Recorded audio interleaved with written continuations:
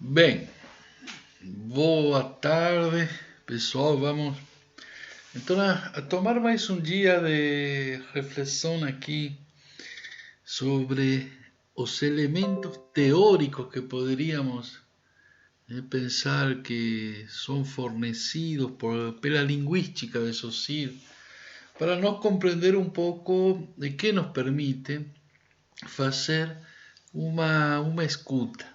É uma escuta que podríamos ya comenzar pensando y en un movimiento que traz o Saussure en sus reflexões, que é uma escuta que não está previamente determinada.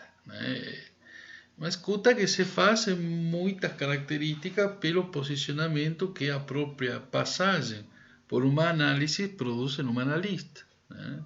É uma experiência de ser escutado e a partir dessa experiência vivida, a pessoa começa a escutar-se em um posicionamento mais aberto, menos crítico, captando detalhes, captando determinada temporalidade, ao mesmo tempo de que as coisas mudam, as coisas se colocam fixas, determinadas coisas em história vêm de um passado muito remoto, enquanto que na mesma situação de fala, o paciente vai estar encontrando a possibilidade de situar novos valores.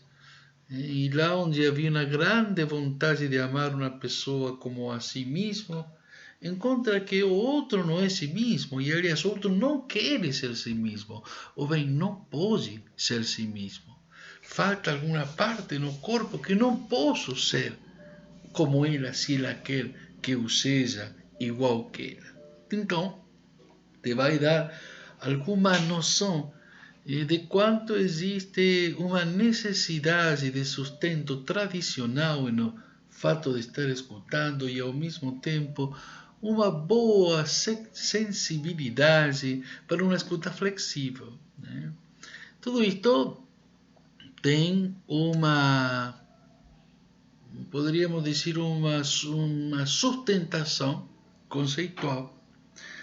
E é muito importante captar estes conceitos, porque é de algum modo o que nos vai permitir depois discriminar o que estamos escutando.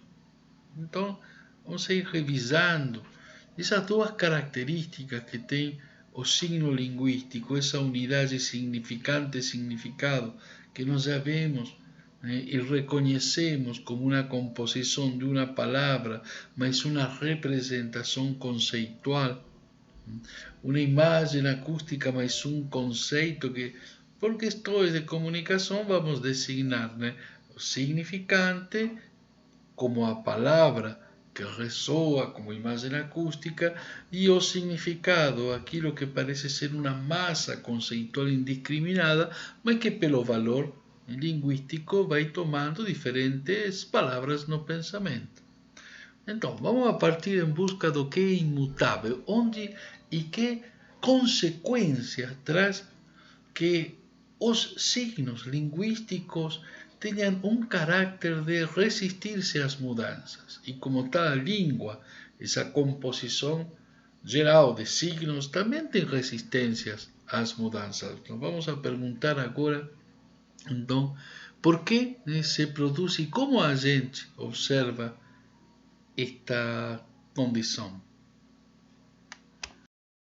Assim, na página 111, na hora de pensar essa imutabilidade, ou seja, como o signo linguístico não muda, Saussure parte da ideia de que, se bem um signo linguístico, quando uma pessoa fala, ela fala livremente e escolhe. Então, talvez se quer referir-se ao termo prático, vai dizer, meu apartamento. Se o cara era chique lá na década, nos anos 2000, dizia o AP. Eu lembro que tinha uma música do AP. Ou pode o cara ser humilde e dizer, não, vamos para a minha choupana, um cara mais gaúcho, né? Alguém mais formal diz a morada, o lar, enfim, a casa. Son diferentes termos que podríamos decir se reúnen, alguns son conjuntos que poderiam englobar um pouco de sentido do outro, mas, no entanto, durante o processo de seleção dos termos, o executor, ou seja, quem sustenta a fala, quem produz o enunciado, escolhe. Né? Então, em base dessa possibilidade de escolha, a gente poderia pensar que tem aí algo de liberdade, mas é uma liberdade limitada. Né? Para ser precisos, se tu queres preciso, não pode dizer, olha, relativamente talvez seja assim e ao mesmo tempo talvez de qualquer outro modo. Então aí perdi precisão. Né?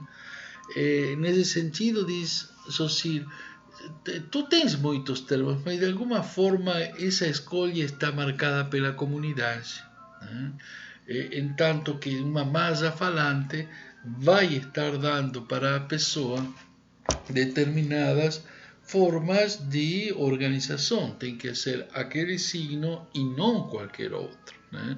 É aquele exemplo que eu dou quando chego no Brasil e peço então com meu espanhol, por favor, me dá um vaso de água. A mulher, quando escuta vaso, ela pensou, bom, que eu precisava de um banheiro e me encaminha então a um banheiro e me mostra que eu pergunto, não, água, e ela dizia, aí tem água. Enfim, malentendido bastante engraçado com o decorrer do tempo, que me levou a pensar então justamente nessa condição de que o significante tem de não poder ser totalmente livre, está imposto pelo social. Né? Eu tinha que aprender então a dizer vaso sanitário e copo de água. A partir de que eu concordo e compreendo e assimilo, eu monto de algum modo sobre essa língua, se me incorpora e consigo então progressivamente uma comunicação. Né? Esse não outro, a questão era de copo, e aí então vai Saussure a colocar-nos como uma lei que é colocada coletivamente e é aquilo em sua força, aquilo que se suporta da língua. Né? Não vai ser uma regra que eu digo, sim, não, eu concordo com isso de falar de tal jeito. Não, eu não concordo com que cachorro se fale cachorro. Eu acho que cachorro teria que ser el perrito pequeño. Na Argentina, cachorro é el perro pequeño. Aqui não, cachorro é o canino. Então, isso não é que se chega um castelhano falando nesses termos, será que a comunidade aqui linguística o aceita? Nananina, não. Tem que adaptar-se à lei. Porque se não se adapta à lei, não tem como embarcar em uma língua. Bem, então, nesse sentido, a gente vai observar também que existe uma tradição, e é muito importante dentro da língua esse aspecto especificamente para os psicanalistas, porque é muito da lei que se coloca na constituição de regulação do gozo humano. Poderíamos dizer, se a força da necessidade, a incorporação e a regulamentação de repetições de prazer, por exemplo, almoço, café da manhã, saídas noturnas, idas para uma viagem de prazer, como se diz, né? Bom, se isso de algum modo nos dá uma referência a certa relação de temporalidade, poderíamos dizer que haverá uma regra, e nessa regra a gente vê quanto o gozo se acomoda e se articula. E nessa lei, então, a gente vê que existe uma ideia de herança. Eu tenho dificuldade com essa palavra, eu tenho costume de dizer herança, porque em espanhol é herência. E quando vou a produzir por herança, me provoca essa dificuldade, porque de algum modo estou em contra de minha herência. Então, é um termo bastante divertido que se me coloca a mim como uma dificuldade fonética, né? Bem, nesse sentido a gente vai observar que esses caracteres históricos da língua, que quando chegamos ao mundo já estava, né? Então, de algum modo somos desse modo, de algum modo somos nessa condição alguém que não pode resistir àquilo que a língua, da língua já está dado. Então, nos abre uma porta importante para nós pensarmos como estas instituições históricas e qual é o valor que elas têm na constituição psíquica do sujeito. Desde um outro paradigma, quando nós pensávamos o aparelho psíquico, notávamos que existem certas pulsões, existe um ego que observa, que tem a decisão de um movimento, existe um sistema perceptivo, a possibilidade de colocar atenção sobre alguma coisa e prestamos mais atenção e fazemos disso um ato mais atual e consciente, ou bem, né, umas outras situações apareciam presentes, que eram as condições de legitimidade, de ordem, de imperativo, que Freud associa a determinados quadros patológicos, como por exemplo a melancolia. Nessa ordem relacionado com o que poderia ser o superegoico, esses imperativos categóricos que ordenam a subjetividade humana, essa característica da imutabilidade do signo linguístico poderia ser bem reconhecida. Entanto, assim como o superego se constitui por imperativos categóricos que vêm por falas determinadas pelas gerações anteriores, também a língua como tal vem desde as gerações anteriores, né? Lógico que com uma série de normatividades muito mais complexa que o que observa essa relação de superego, ego e id, ou seja, outros aspectos, desde o estudo da imutabilidade dessa instituição que é a língua, poderão ser derivados, mas para nós que escutamos na formação de sintoma, podemos bem aproveitar esse caminho e observar que a língua é imposta, né? Vive o sujeito como uma imposição da qual não se questiona. Dificilmente as pessoas vão dizer: olha, nós, grupo aqui de Juricaba, decidimos que a língua do português não é uma língua que nos vem totalmente bem. Agora que a gente aproveita que temos um infectado, vamos a aproveitar e colocaremos seu valor na outra língua. De fato, não. Não é um fato atual e presente de nosso momento histórico que nos vai fazer modificar uma condição tão necessária para constituir e organizar uma sociedade como é a língua.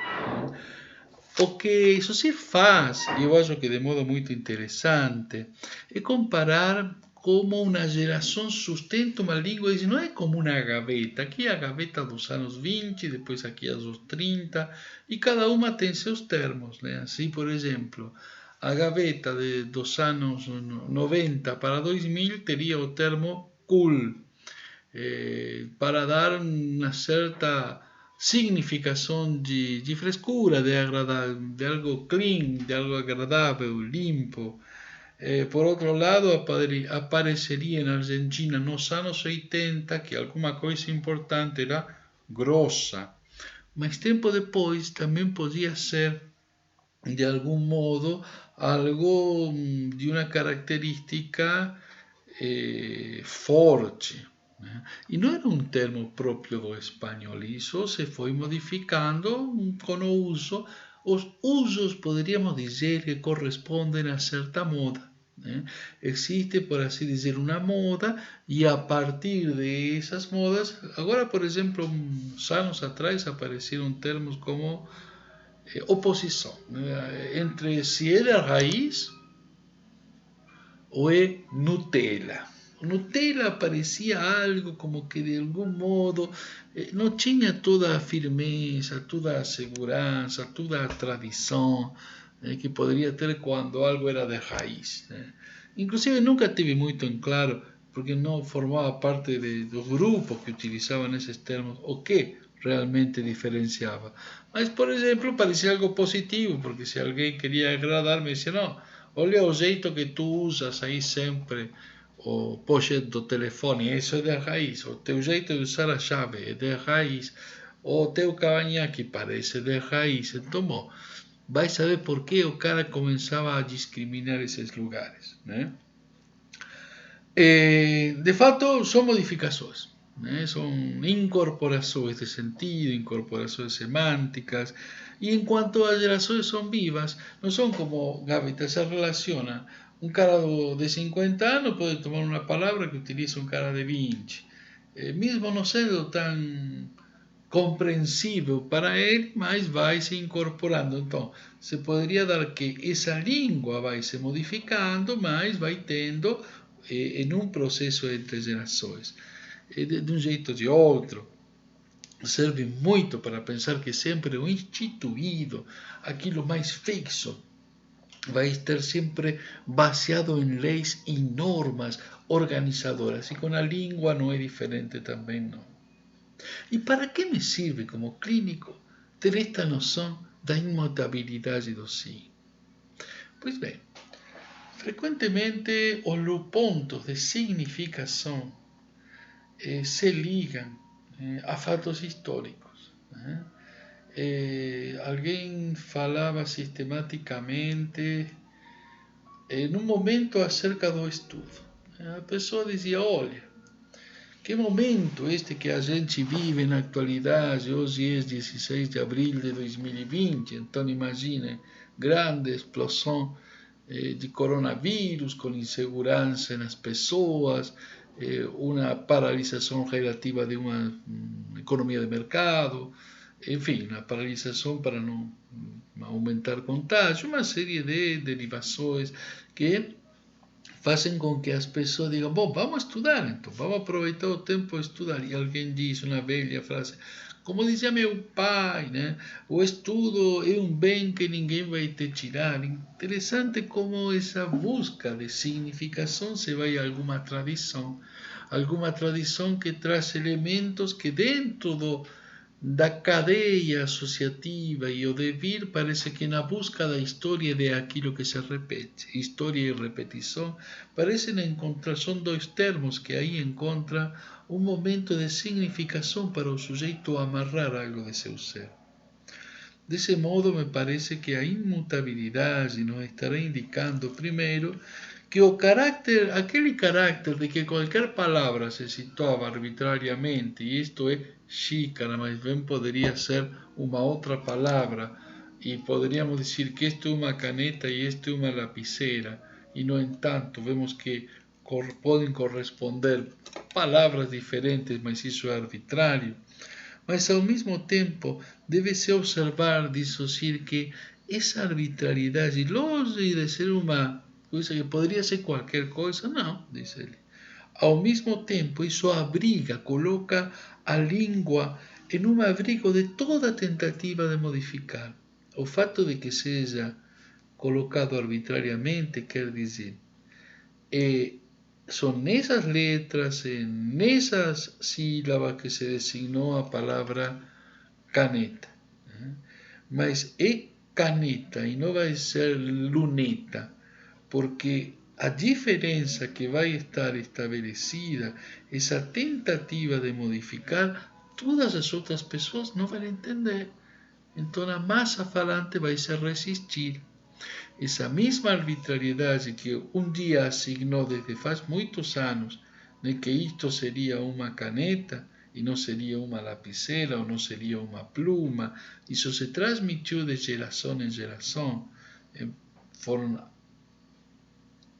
assumindo, né, essa arbitrariedade de modo tal que quando vai ser usada está protegida. Né? É uma proteção que de algum modo coloca as pessoas em certo nível de segurança. E se o sujeito do inconsciente diz paleta, né? Ou olha só, como dizia alguém outro dia, falando de dinheiro, falando do que retém, do que tem que soltar, da higiene da filha, do que ela está retendo, do que tem que soltar, e como ele tem agora cuidado.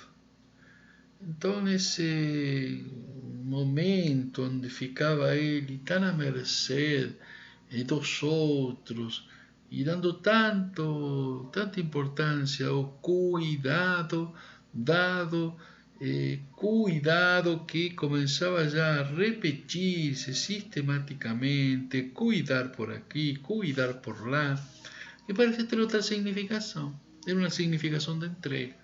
E de entrega total, entrega ao trabalho, entrega aos filhos. Me parecia que era constantemente estar dando o presente íntimo para aquilo que o outro pedia e esvaziando-se assim de dinheiro numa situação que, bom, seus clientes têm hoje diminuído. Então, observe como nossa orelha de analistas, quando alguém de cuidado deixa de cuidar e começa a dar aquilo que se trata, onde poderá estar se oferecendo, de certa forma, poderíamos dizer, perdendo, né, aquilo que poderia ser íntimo. Né? Outra característica, a ver se vamos bem com o tempo, é a multidão de signos necessários para formar uma língua. São inumeráveis, são finitos, não são infinitos. Tudo vai ter um limite, só que, no entanto, é algo que é difícil, impossível nomear quantos termos estão sendo processados em uma comunidade linguística. E também coloca que a língua é tão complexa e todo aquilo que o homem faz está dentro da língua, porque pensamos a partir das palavras e a partir da organização dessas palavras, com o qual existe uma impossibilidade de modificar, né, de transformar a massa, nós falantes, não temos condições de dizer, não, a partir de amanhã vamos falar uma outra língua. Né? Vamos a optar em um português um pouco mais afrancesado. E por quê? Não faz sentido. Por último, a resistência à inércia coletiva a uma renovação linguística, ou seja, é a massa que de algum modo faz uso da língua, mas não quer modificar, não se pode fazer vamos fazer uma revolução e falar coisa com, não falar coisa com coisa, não pode. Tem aí esse peso, essa fixidez, aquilo que te dá de algum modo, no lugar do código, no lugar do grande outro, uma certa referência para botar em movimento todo o sistema da língua. O código, então, seria isso que tem a nível da quantidade de elementos possíveis para a constituição de significantes. Né? Elementos do código seriam elementos que dentro da língua poderíamos estar vendo como eles têm um movimento nessas unidades que são os signos, né? Representados como signo linguístico. O código seria seu conjunto geral. Bem, agora vamos a outro ponto. E a mutabilidade estará dada com essa inércia que faz com que os signos linguísticos possam estar em condição de alterar-se continuamente. Né? Vamos a ver como o tempo altera, né? E nessa alteração se vai produzir um deslocamento entre o significante e o significado. Assim, então, Saussure vai entrar na análise de uma série de palavras que no decorrer do tempo, por alterações fonéticas ou de uso, de costume, às vezes em contato com outras comunidades, acabam tendo suas produções diferentes. Hoje, a informática nos está dando uma grande alteração de nossas línguas, em virtude de que temos contato com outras, né? Uma língua em si é radicalmente incapaz de se defender dos fatores que deslocam os sentidos. De minuto a minuto, uma comunidade linguística viva que usa uma língua, uma massa de pessoas falantes, está colocando diferenças em uma relação entre o significado e o significante. E essa é uma característica das arbitrariedades do signo. Por exemplo, determinadas palavras, poderíamos dizer gay, da década do 80, não é a mesma palavra gay da década de 2020. Né? Inclusive, 2020 não é igual que 2010. Vai tendo, segundo as comunidades e como os termos são utilizados, uma série de valores diferentes. Aí então vai situar ou associar um termo bastante. Chegando então e recapitulando na página 117 e falando desta situação de alterações que se vão dando em um processo temporal de uma geração para outra, em processos diferentes, Socir vai dar um desses momentos dos textos que eu sempre gosto tanto, que essas revisões do autor, me diz, em primeiro lugar, evitando estéreis definições de termos, distinguimos primariamente no seio do fenômeno total que representa a linguagem dois fatores, a língua e a fala. Página 117, a gente lembra que então a fala é o ato de estar em exercício e a língua é esse liame, essa rede virtualmente sempre presente, a qual todos nós de algum modo aportamos com o uso individual e aquelas palavras que a gente usa aportamos para a língua e todos os participantes podem usar esses termos, mas também a língua é o conjunto de todos os termos que usam os indivíduos e não está totalmente presente. A gente não conhece, não usa todas as palavras, né? Então, nesse sentido, pode-se dizer que é diferente o fato de exercício de falar, a fala, da língua. São duas partes bem distintas do conjunto da linguagem. Essa definição ainda diz, no segundo elemento da mesma página 117, coloca o primeiro momento a discriminação de fala de língua. No segundo momento, que se trata de um fato social. Mesmo que seja a execução seja individual, mas a presença da língua como tal se deve a um fato de conjunto das pessoas. Eu vou sair na rua e vou pedir um pão, dois. Inclusive, olha que interessante isto, né? Aqui não usa no plural, né? Então, quando eu chegava, eu pedia um pão, dois pão, tudo bem, três pão. Se eu falava três pares, a mulher ficava olhando para mim. Que? Três? Que comecei a observar que minha dificuldade era não usar o plural. E a dificuldade dela era encontrar, ela sabia o que é paz, sabe o que é o pão, mas no momento de pedir, desde minha fonética tão esquisita, fazia uma certa contradição no ouvido dela a função do plural. Mais importante era o número. Então ela dizia quatro, e quatro se diz quatro, não falo tão diferente. Né? No entanto, havia algo de diferença no jeito de usar um plural. Isso é interessante porque são valores, de costumes sociais das pessoas.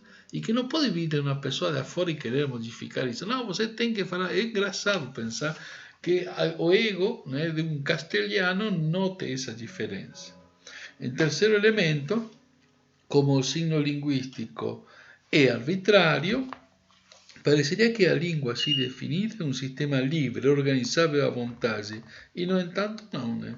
A ação do tempo que se combina com a força social, fora do tempo, a realidade linguística não é completa e nenhuma conclusão se faz possível. A temporalidade de uma língua é totalmente possível. Então diz o exemplo seguinte, se tu pegas, por exemplo, um brasileiro, o tiras de hoje, e o coloca sério numa nave espacial que vai dar umas voltas para a Terra muito confortável, onde vai, vive alguns anos, e daqui a uns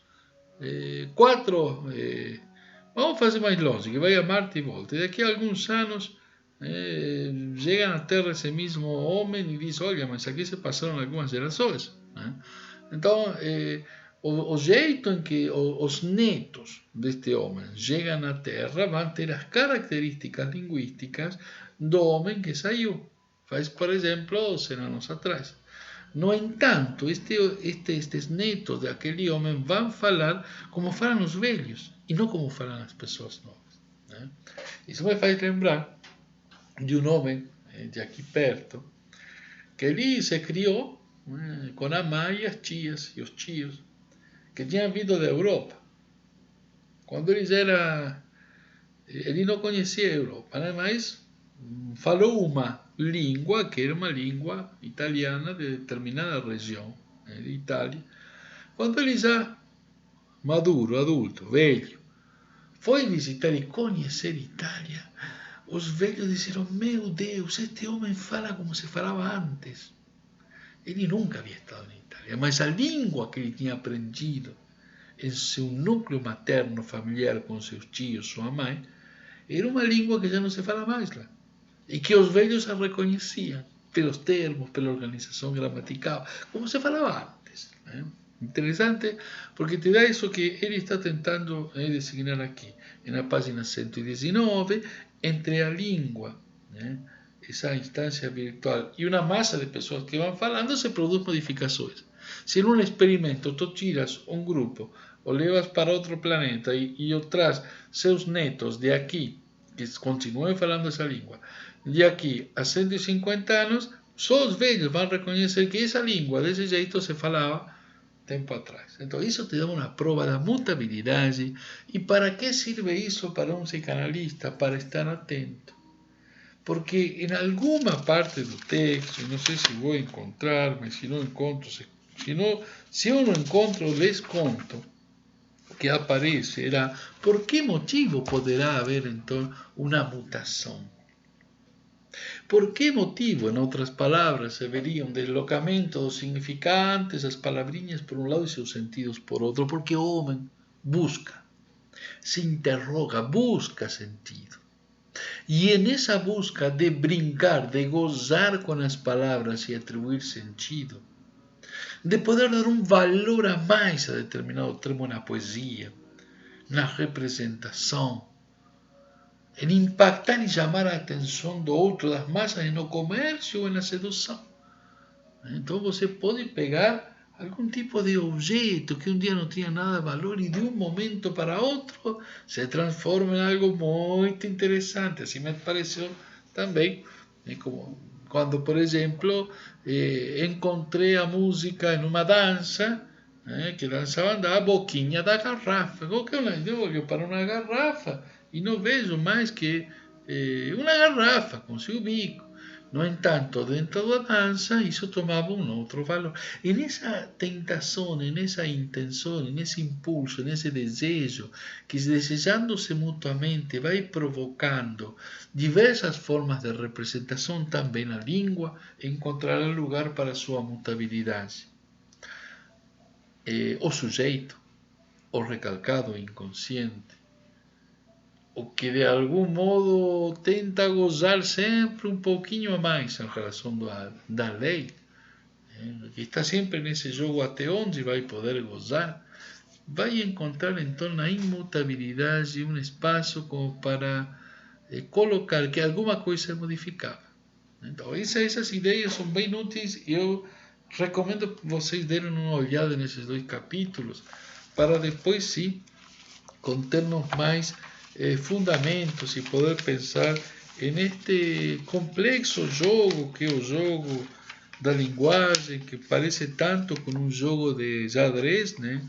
Que tem tantos valores e valores em jogo que vão dar uma forma de compreensão, diríamos, mais pura de aquilo que é a nossa escuta. Até a próxima.